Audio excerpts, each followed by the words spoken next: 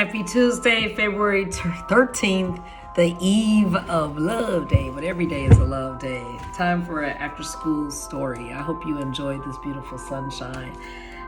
Fancy party gowns, yay! Oh my. Some people are going to be dressing up very fancy tomorrow for their significant other, and some are going to dress fancy for themselves. Love yourself, then you can spread it out to others. Okay, well, this is the story of fashion designer Lowe. Elegant dresses, party gowns, yes. Special occasions, no two alike. This is a beautiful picture book. A little known African-American designer who battled personal and social adversity in order to pursue her passion of making beautiful gowns. Oh, this is going to be wonderful. Oh, look at this, please. Oh, how wonderful. This reminds me of someone who spent some time in Pettis, and her birthday is Sunday, and she's a great artist. And it reminds me of my mom. She was a great artist too, and she would make these fashions, draw them, sketch them, and the women would look just like this, a small, tiny waist, and they would just look so elegant. So these two women, my mom and the friend's birthday Sunday, they're both very special. I tell you, fancy party gowns.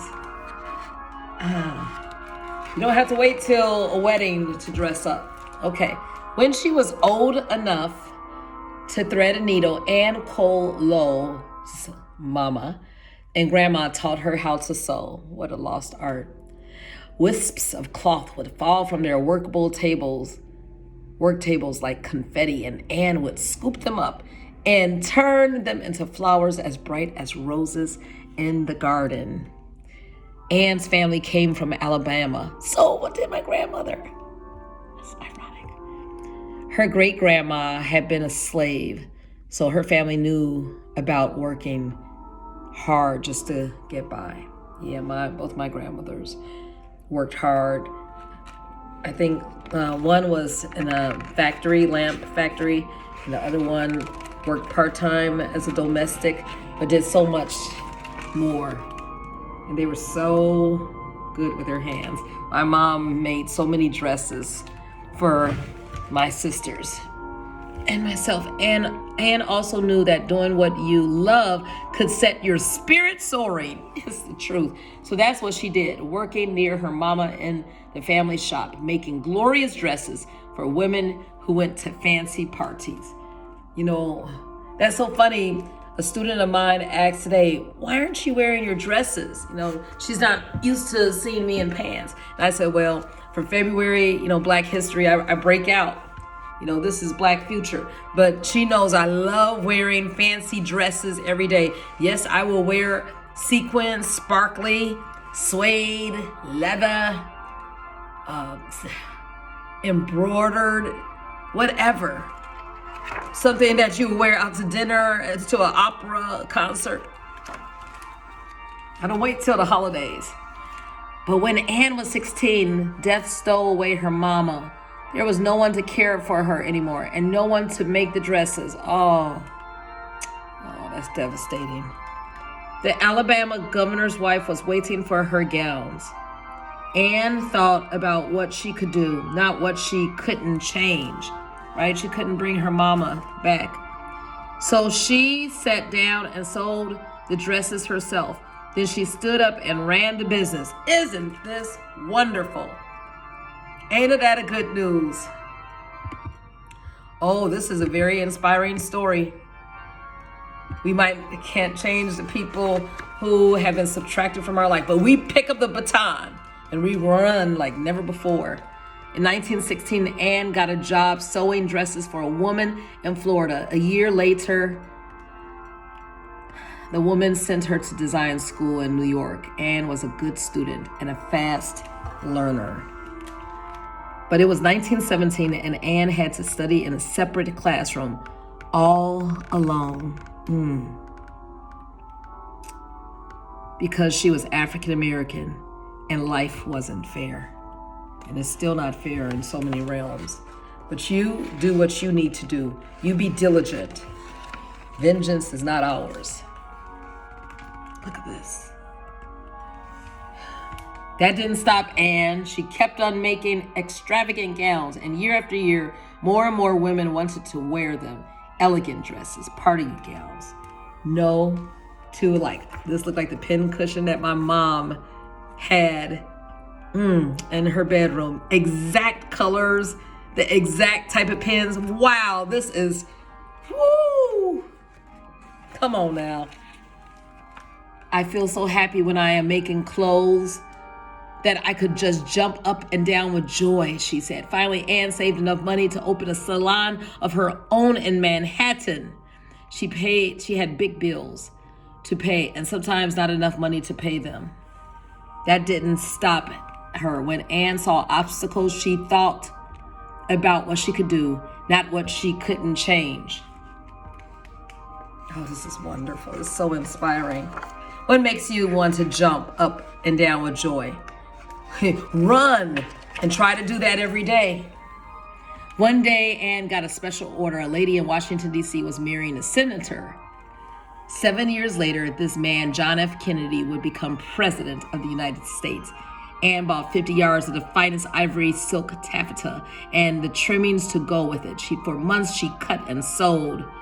The gown had a wide bouffant skirt with pleated bands and tiny wax flowers. Anne also made all the dresses for the wedding party. Isn't this wonderful? I'm talking about many years ago, decades. Then just 10 days before the wedding, Anne opened the door to her workroom. No, she cried. A pipe had burst. Water gushed everywhere, flooding everything. 10 of the 16 gowns were destroyed. Oh no. Anne thought about what she could do, not what she couldn't change. That's right, girl. What could you do now with the water? Come on, innovation is in you. Creativity, problem solving is in you, girl. It's in you. She bought more fabric and trim and hired others to help. She lost money instead of earning it. In just 8 days and 8 nights, Anne and her team remade the dresses. Sometimes you win some, sometimes you lose some. That's okay. But when Anne brought the gowns to the mansion in Newport, Rhode Island, where the wedding reception would take place, the butler who opened the door told her she'd have to use a back entrance that was meant for workers. Anne said that if she had to enter through the back door, the bride and the bridesmaids wouldn't be wearing her dresses for the wedding. She entered through the front door. After all of that work. Come on, Anne. The day of the wedding, all the world saw the future First Lady of the United States, Jacqueline Bouvier Kennedy, in her magnificent gown and her bridesmaids dressed in blush pink silk Valier. A friend whose birthday is Sunday, she would know that. I'm sure that's a French word. Valier. Anne Lowe. Hardly anyone knew something more important, the name of the woman who had created all those gowns, despite the odds. Why? Because Anne Cole Lowe was African American and life wasn't fair. That didn't stop Anne. Don't let it stop you. Whatever barriers you're going through, whatever pushback, keep on going. Famous women wore her gowns at big galas and on television. I like to hear about it, said Anne, the oohs and ahs as they come into the ballroom. Yes. From her mother and her grandmother and her great-grandmother, they all worked with their hands and passed it on to her. Look at this. Ooh, Anne didn't make fine clothes to get rich or famous. She made them, she said, to prove that a Negro can become a major dress designer. Will you look at this? Ooh, money alone will not rock you to sleep at night. No. Slowly, Anne got the recognition she deserved. In 1961, she was named official courtier to honor her for the 33 Cinderella gowns she designed for a fancy ball in Omaha, Nebraska. After so long, Anne stood up before fashion's biggest names, head held high, and they applauded her. Well deserved.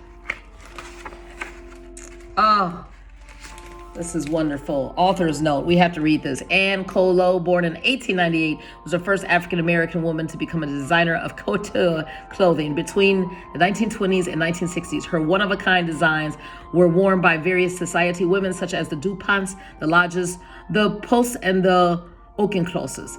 Anne is now best known for the ivory silk taffeta gown she designed for Jacqueline Bouvier's wedding to John F. Kennedy on September 12, 1953 at St. Mary's Church in Newport, Rhode Island. She is also known for designing the gown that Olivia de Havilland wore to the 1947 Academy Awards when she won the Best Actress Award for her role in To Each His Own. In her later years, Anne continued to design dresses for prominent women. She struggled financially, though, and in 1960 was forced to close her salon in New York City and continued her work until her retirement in 1972. She was 74 years old. She spent the last 5 years of her life living in Queens, New York. While researchers of Anne's life will find inconsistencies in her biography, what is never in dispute is the extent of her talent. Anne Lowe died on February 25th, 1981, at the age of 82. Phenomenal. Deborah Blumenthal, the author, is an award-winning journalist and nutritionist who now divides her time between writing children's books and adult novels. She has been a regular contributor to the New York Times, as well as the Long Island Newsday as a home design columnist. Her featured stories have appeared widely in many other newspapers. And you can find out about her at DeborahBlumenthal.com. Laura Freeman received her BFA, the illustrator from the School of Visual Arts in New York City, and began her career illustrating for various editorial clients, including the New York Times Book Review, the National Law Journal, and New York Magazine. She lives in Atlanta with her hubby and their 2 children. To find out more about her, Laura at lfreemanart.com. 2 phenomenal women. This was wonderful, I tell you. And if you want to read a little more, you can pause this and become even more inspired. We got to do much more because it's in our legacy, our lineage, our path. Now we set the legacy.